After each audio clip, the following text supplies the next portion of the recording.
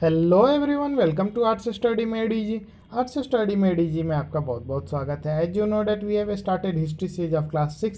This is the fourth lecture of chapter 6, that is kingdoms, kings and an early republic. Kingdoms, kings and an early republic का यह चौथा lecture है। इससे पहले हम लोगों ने 3 लेक्चर करा है। अगर आपने लेक्चर नहीं देखा है तो आप लेक्चर को ज़रूर देख लें। लेक्चर का लिंक आपको डिस्क्रिप्शन में मिल जाएगा।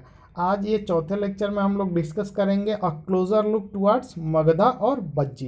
तो ये दो महाजनपद थे, ये इम्पोर्टेंट महाजनपद थे। तो क्लास 6 में इन दोनों को ही डिस्कस करना है। ठीक है, आगे के क्लासेस में आपको और भी महाजनपद को स्टडी करने का मतलब मौका मिलेगा। ग्रेजुएशन में आप जाओगे तो सारे महाजनपद को पढ़ोगे थोड़ा थोड़ा, लेकिन क्लास 6 के हिसाब से आपको सिर्फ मगध और बज्जी को पढ़ना है।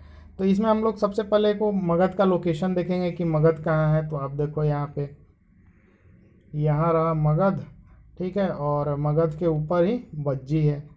ओके, तो मगध का लोकेशन जो है अभी प्रेजेंट डे जो बिहार है, ठीक है, बिहार का जो गया पटना वाला क्षेत्र है उधर ही फैला हुआ था। तो मगध जो है सबसे इम्पोर्टेंट महाजनपद था। जो 16 महाजनपद थे, ठीक, सबसे पहले नंबर कितना था ये भी कंफर्म नहीं है। ठीक, तो इसका 2 टेक्स्ट में वर्णन मिलता है। कुछ बुद्ध का जो बुद्धिज़्म के किताब है, कुछ जैनिज़्म के किताब है, तो दोनों को कंबाइन कर करके लगभग लगभग बताया जाता है कि 16 ही थे। किसी में ज़्यादा है, किसी में दूसरा नाम दिया हुआ है। ठीक है, उसी महाजनपद का नाम दूसरे बुक में दूसरा दिया हुआ है। तो ऐसा मतलब सब स्टडी करने के बाद या कंक्लूज़न पे निकला गया कि क्या थे, 16 महाजनपद ही थे। तो अब इसमें हम मगध के बारे में पढ़ते हैं। तो मगधा जो था, मगधा जो सबसे became the most important mahajanapada in about 200 years. तो 200 साल में, ठीक है, तो मगध क्या हुआ, सबसे इम्पोर्टेंट महाजनपद बन करके उभरा। स्टार्ट तो सब वैसे ही हुआ था, लेकिन मगध जो है सबसे इम्पोर्टेंट बन करके उभरा। Many rivers such as Ganga and Son flowed through Magadha. तो मगध से दो काफ़ी इम्पोर्टेंट रिवर्स जो है फ्लो करती थी, जिसमें क्या है, गंगा नदी और सोन नदी भी उन नदियों के नामों में क्या है, शुमार है। ठीक, this was important for transport water supplies making the land fertile. ये तीन जो था इसका क्या काफ़ी इम्पोर्टेंस था कि किन 3 पॉइंट्स के लिए, ठीक है, इन नदियों का। तो सबसे पहले ट्रांसपोर्टेशन के लिए, दूसरा क्या है, वाटर सप्लाईज के लिए, और तीसरा जो है ये जो मगधा का लैंड था। ठीक, तो मगध में जो है गंगा जो है बीचों बीच जो है बिहार से अभी भी बहती है। तो उस टाइम भी क्या था, मगध वाले रीजन में तो गंगा था ही, तो क्या था, लैंड को काफ़ी फर्टाइल बनाता है। तो ये 3 इम्पोर्टेंट कारण था, इन नदियों का जो इम्पोर्टेंस है बढ़ जाता है। ठीक है, parts of Magadha were forested. तो मगधा का जो है कुछ पार्ट्स जो था क्या था, पूरी तरह से जंगल था, फॉरेस्टेड था। Elephants which lived in the forest could be captured and train for the army. अब जो हाथी जो था, जो इन जंगलों में रहते थे, कौन से जंगलों में, तो मगध साम्राज्य के जंगलों में जो हाथियाँ रहते थे, ठीक है, उनको क्या किया जाता था, कैप्चर कर लिया जाता था, पकड़ लिया जाता था, और उसको कैसे यूटिलाइज किया जाता था, तो उसको ट्रेनिंग दिया जाता था। ठीक है, और ट्रेनिंग दे करके किस में यूज किया जाता था, तो वार में यूज किया जाता था। Forest also provided would for building houses, carts and chariots. तो फॉरेस्ट का और दूसरा क्या मतलब इंपॉर्टेंस था, तो फॉरेस्ट से जो लकड़ियाँ मिलता था, ठीक है, सबसे पहले तो भोजन का इंपॉर्टेंस, फॉरेस्ट से काफ़ी फूड मिलता है। ठीक है, एनिमल का हैबिटेशन होता है, इन्वायरमेंट के लिए तो सब कॉमन था, लेकिन उसमें उस टाइम इसका क्या इंपॉर्टेंस था, आज भी है। तो उस टाइम क्या था कि बिल्डिंग हाउसेस, घरों को बनाने के लिए, आज भी घर बनाने के लिए जो लकड़ी का यूज होता है कहाँ से आता है, जंगल से ही तो आता है। कार्ट्स बनाने के लिए, यानी कि जो ब्लॉक कार्ट्स होता है या जो और भी जानवरों के द्वारा खींचा गया मतलब कार्ट्स होता है, तो वो किससे बनता है, तो फॉरेस्ट के द्वारा जो लकड़ी मिलता है उससे। चैरियट्स बनाने के लिए, यानी कि रथ, जो कि युद्ध में यूज होता था, वार में। Besides, there were iron ore mines in the region that could be tapped to make a strong tools and weapons. इन सब के अलावा, किसके अलावा, जो पानी था, ठीक है, मतलब रिवर, और जो फॉरेस्ट था, नदी, सॉरी जंगल, तो इन दोनों के अलावा जो है आयरन ओर माइंस था। ठीक है, तो आयरन ओर माइंस किधर था, तो मगध वाले रीजन में। तो ये सब एक तरह से क्या था, कारण था, जिसके कारण मगध साम्राज्य जो है, बाकी सब मगध जो महाजनपद है, साम्राज्य है, वो बाकी जो 16 थे उसमें सबसे आगे चला गया। ठीक है, सबसे महत्वपूर्ण क्यों हुआ, क्योंकि यहाँ पे कोई भी चीज़ कब इम्पोर्टेंस उसका बढ़ता है, कब उसका दायरा बढ़ता है, कब उसका पावर बढ़ता है, जब उसके पास सब कुछ हो। तो मगध के पास क्या था कि सारे संसाधन थे, पानी जितना ज़रूरत था, यहाँ का लैंड फर्टाइल था, लैंड फर्टाइल होने से क्या होता था, एग्रीकल्चर होता था, एग्रीकल्चर जितना ज़्यादा होगा उतना ज़्यादा सरप्लस होगा। सरप्लस यानी कि क्या हो गया, अब आप एग्रीकल्चर करो और सिर्फ उपजाओ और खाओ, तो उससे ना आपको कोई फ़ायदा होगा, ना आप डेवलप करोगे, ना आपका राष्ट्र डेवलप करेगा। तो उस टाइम क्या था कि जितना ज़्यादा सरप्लस होगा, अभी भी है, खाने के बाद आप कितना बचाते हो वही तो इकोनॉमी में कंट्रीब्यूट करेगा ना। तो उस टाइम भी ऐसे ही होता था कि सरप्लस, जब मगधा का लैंड फर्टाइल था, एग्रीकल्चर ज़्यादा होता तो सरप्लस ज़्यादा होता, उससे ट्रेड होता, उससे क्या होता, राजा को ज़्यादा टैक्स मिलता, उससे साम्राज्य और वृद्धि करता। तो वैसे ही मगध में हुआ, फॉरेस्ट था तो क्या हुआ, एलिफेंट्स वगैरह ज़्यादा थे, तो आर्मी जो था स्ट्रांग था, उसके बाद चैरियट्स वगैरह ज़्यादा बनते थे। ठीक, आयरन और माइंस का क्या इंपॉर्टेंस था, तो अब जब लोहा मतलब प्रचुर मात्रा में उपलब्ध रहेगा, तो उससे क्या होगा, सारे किसान लोग प्लग का यूज करने लगे, यानी कि लोहे का हल। पिछले लेक्चर में हम लोगों ने देखा था कि चेंजेस क्या क्या हुआ एग्रीकल्चर में। अब एक तरह से सेटल्ड एग्रीकल्चर होने लगा, बढ़िया से क्यारी बना करके, रो और कॉलम बना करके लोग खेती करने लगे, तो उससे क्या होता है, अच्छा प्रोडक्शन होता है, ज़्यादा प्रोडक्शन होता है। तो आयरन और माइंस था किधर, अभी भी बिहार का जो निचला पोर्शन है, ठीक है, और झारखंड जो ऊपर वाला पोर्शन है, तो वहाँ पे जो है प्लेट्यू है, तो वो जो प्लेट्यू है वहाँ पे क्या है, काफ़ी सारा माइंस है, ओर्स है। तो वहाँ से उस टाइम आयरन ओर्स मिलता था, तो उससे क्या यूज होता था, to be trap to make strong tools and weapons, उसका बनाया जाता था। Moving forward we see that Magadha had two very powerful rulers. तो मगध में जो है दो काफ़ी पावरफुल रूलर हुए, कौन कौन, तो बिंबिसारा एंड अजात शत्रु। ठीक है, तो अजात शत्रु यहाँ पे लिखा हुआ, अजात शत्रु भी बोलते हैं उसको, अजात शत्रु और बिंबिसारा जो थे, वो दो क्या हुए, सबसे पावरफुल रूलर बने, किस डायनेस्टी के, तो मगधा के, मगधा एम्पायर के, सॉरी डायनेस्टी उनका अलग था। Who used all possible means to conquer other janapadas, जिन्होंने सारे तौर तरीके अपना लिए, किसके, दूसरे जनपद को क्या करने के लिए, कनकर करने के लिए, जीतने के लिए, होता है ना, साम दाम दंड भेद। तो उन लोगों ने, इन दोनों ने क्या किया कि सब अपना लिया दूसरे जनपदों को क्या करने के लिए, जीत लेने के लिए। और इन्होंने मगध का क्या किया, विस्तार किया, मतलब मगध साम्राज्य को और बड़ा बनाया।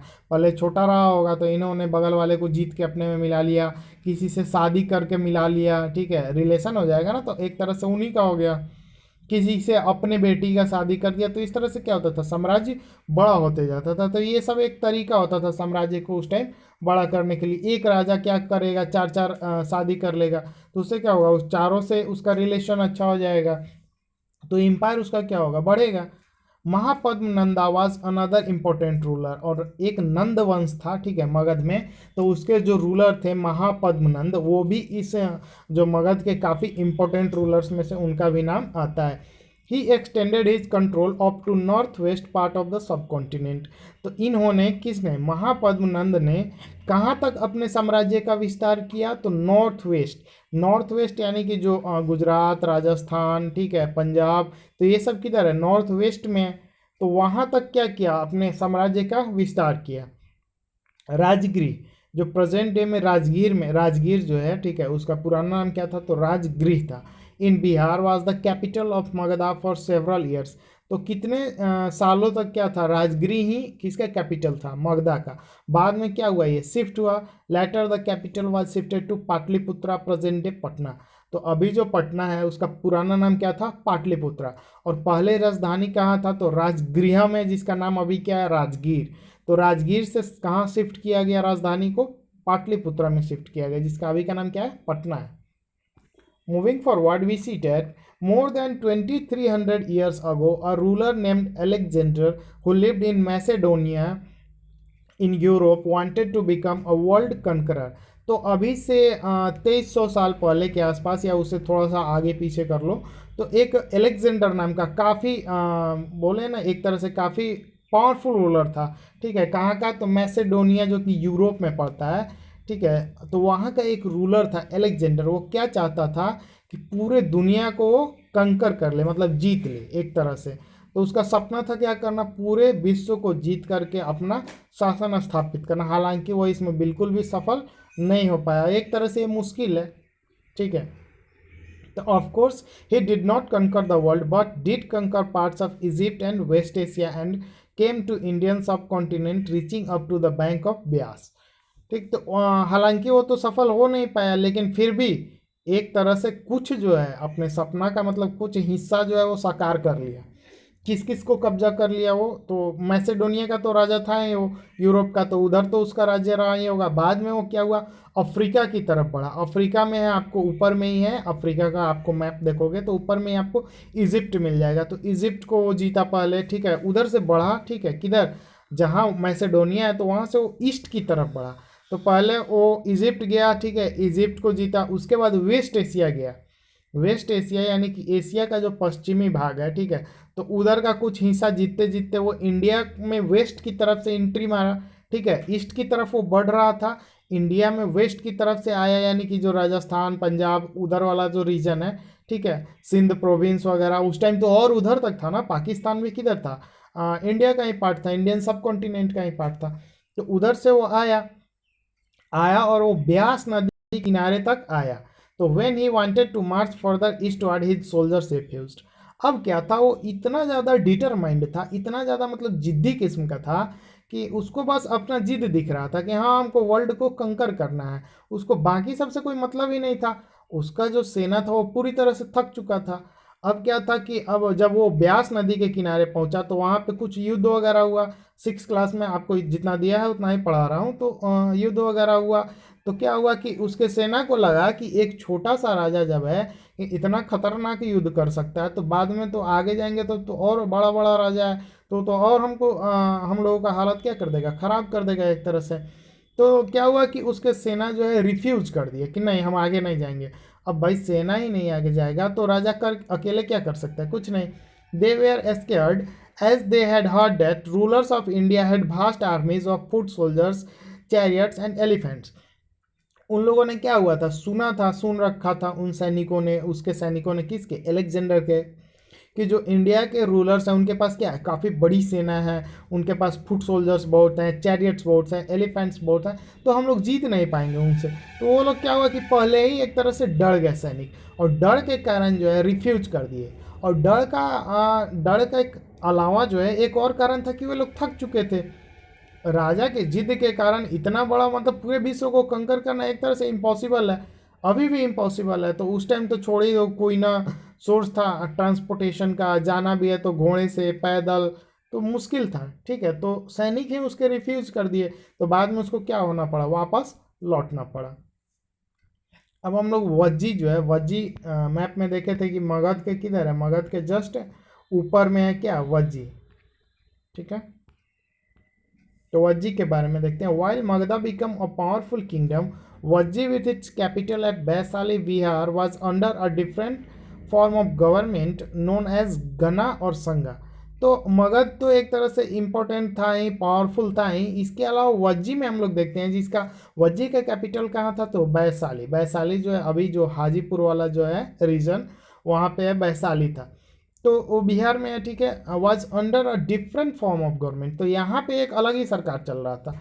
अलग ही मतलब सरकार का मतलब अलग ही तरह का सरकार। मगधा में हम लोग देखे थे कि वहाँ पे राजा हुआ करते थे। ठीक, तो राजा हुआ करते थे, तो राजा में क्या होता है, मोनार्की में क्या होता है कि एक राजा मरता है, फिर उसका सक्सेसर क्या होता है, उसका बेटा होता है या कोई रिश्तेदार ही होता है। लेकिन यहाँ तो अलग सरकार चल रहा था, अलग फॉर्म का सरकार, जिसको क्या बोला जाता है, तो गना या संघा, संघा और गना। ठीक है, गना यानी कि जना भी बोल सकते हो। ठीक है, तो जन से ही बना हुआ है, जिसमें क्या हो, एक लोगों का समूह हो। तो इन अ गना और अ संघा there were not one but many rulers, तो एक लोगों का ग्रुप जो है रूल करता था। ये नहीं कि हाँ एक ही आदमी पूरा सरकार चला रहा है, ऐसा कुछ नहीं था। पावर जो था वो क्या था, एक तरह से डिवाइडेड था। 4-5 राजा मिल करके, उन लोगों का एक समूह होता था, वो मिल करके क्या करते थे, पूरे वज्जी को कंट्रोल करते थे। Sometimes even when thousands of men ruled together, each one was known as a राजा। कभी कभी तो ऐसा होता था कि एक साथ 1,000 लोग शासन करते थे। ठीक है, छोटे छोटे गांव बना करके सबको राजा बोला जाता था। थोड़ा हास्यास्पद है, मतलब हंसी वाला बात है कि भाई इतना, एक तो ऐसे ही वजीर बहुत बड़ा नहीं था, उसमें भी 1,000 राजा, थोड़ा सा है लेकिन चलो क्या है। This rajas perform rituals together, और ये जो हजारों राजा होते थे एक ही साथ यज्ञ करते थे, या कोई भी रिचुअल्स जो भी होता था उसको क्या करते थे, एक ही साथ परफॉर्म करते थे। तो एक तरह से ये यूनिटी को दिखाता है, इससे हम लोगों को कुछ सीखना चाहिए कि उन लोगों में मतभेद थोड़ा कम था। अभी तक तो मतभेद का कोई चर्चा नहीं मिला है, हो सकता है आगे के पॉइंट में मिल जाए, ठीक है। They also met in assemblies and decided what had to be done and how through discussion and debate. तो वे लोग क्या करते थे, असेंबली बुलाते थे, उसमें डिसाइड करते थे कि कैसे क्या करना है, ठीक है, डिस्कशन करते थे, अपने में डिबेट करते थे, तब जाके वे लोग क्या करते थे, कोई डिसीजन लेते थे, और उस डिसीजन को क्या करते थे, अपने राज्य में इम्प्लीमेंट करते थे। Okay, moving forward, we will see an example. If they were attacked by an enemy, they met to discuss what should be done to meet the threat. तो अगर मानो किसी बगल वाले जनपद या महाजनपद से उनके किसी जनपद या पूरे महाजनपद पे कहीं कहीं अटैक हो जाता है, तो वो लोग क्या करते थे, अचानक से मीटिंग बुलाते थे। क्यों? क्योंकि उन लोगों का एक जन था, संघ था, ठीक है। तो उनका क्या होता था कि सेल्फ डिसीजन नहीं ले सकते थे, तो एक तरह से क्या था कि रिपब्लिक टाइप का था। तो सब लोग मिल करके डिसाइड करते थे कि उस हमले से किस तरह से निपटना है, कैसे उससे बचना है, अटैक करना भी है या क्या करना है, सिर्फ डिफेंस करना है। तो वे लोग सब डिस्कस कर करके फिर आगे की तरफ क्या होते थे, फॉरवर्ड, मतलब जो आगे का एक्शन होता था वो लेते थे। However women, dasas and kammakaras could not participate in these assemblies. तो ये जो असेंबली होता था, जो मीटिंग होता था लोगों का, जो सभा होता था, उसमें वीमेन को या दास जो कि गुलाम वगैरह होते थे, या कामकाराज, कामकाराज यानी कि काम करने वाले, जो भी कामकाराज मतलब मेरे हिसाब से तो काम करने वाले ही हुए, ठीक है। तो वे लोग क्या होता था, पार्टिसिपेट नहीं करते थे। मेरे हिसाब से उस टाइम उन लोगों का कोई इंपॉर्टेंस नहीं दिया जाता होगा, वे लोग भी सोचते होंगे कि वीमेन आके क्या करेगी। हालांकि अभी ऐसा नहीं है, लेकिन उस टाइम ऐसा रहा होगा।